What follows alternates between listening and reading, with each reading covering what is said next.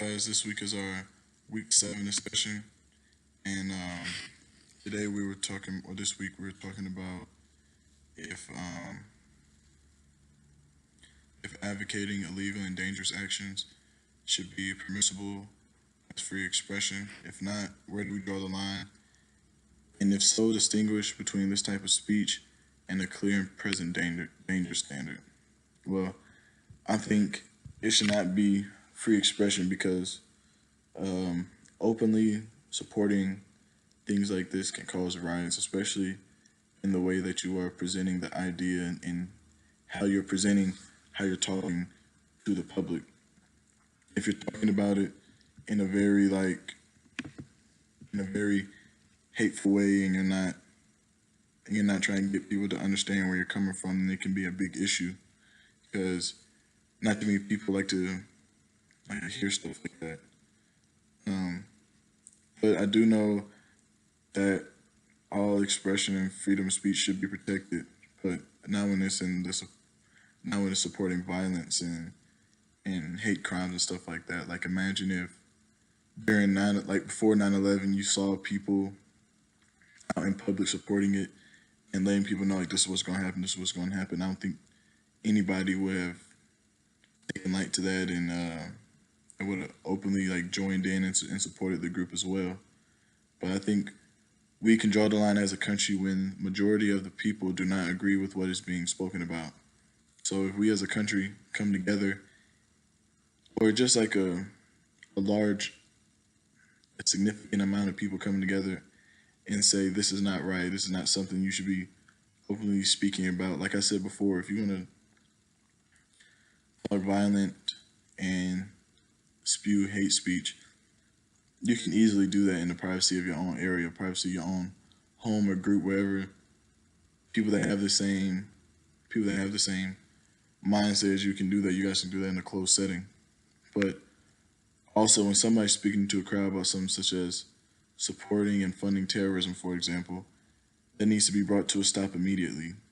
Because I mean, you everybody has a right and freedom of speech to talk about whatever they want to, but to a certain extent, like you have freedom of speech to a certain extent, you can say whatever you want to until it entices a riot or violent acts.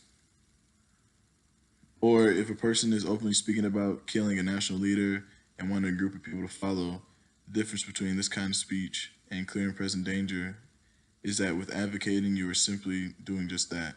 You are openly supporting illegal and dangerous actions that can be taken as danger to everybody. For example, clear and present danger is being around a group of people and yelling obscenities to send people into a frenzy, causing people to get hurt. The famous example of yelling fire into a crowd will always be good. That's always a good example because a lot of people, I'm pretty sure every single one of us use that, or pretty much all of us use that as an example to explain clear and present danger. But when it comes to people openly supporting stuff like that, it's not.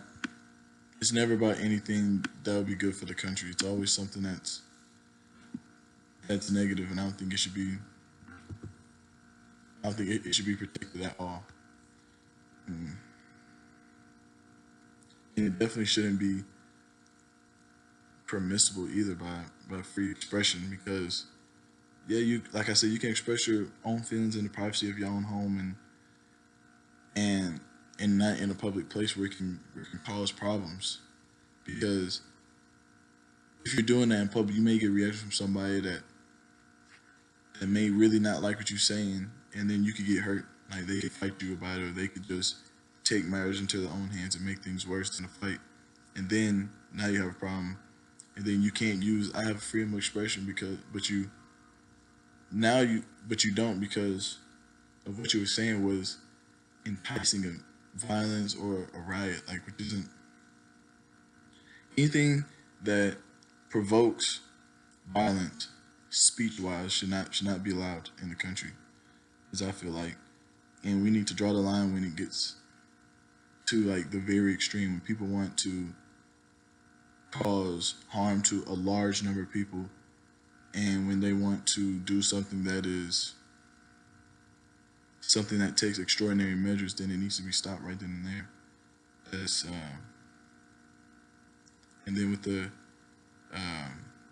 we can distinguish that between clear and present danger because distinguishing hate speech, like somebody standing on a soapbox saying, um, we need to do some. For example, we need to do something the about the police officers killing people of color, and then people like, yeah, let's go out there, and let's kill some cops. Let's go out there and let's take things in our own hands. Let's start just killing cops left and right.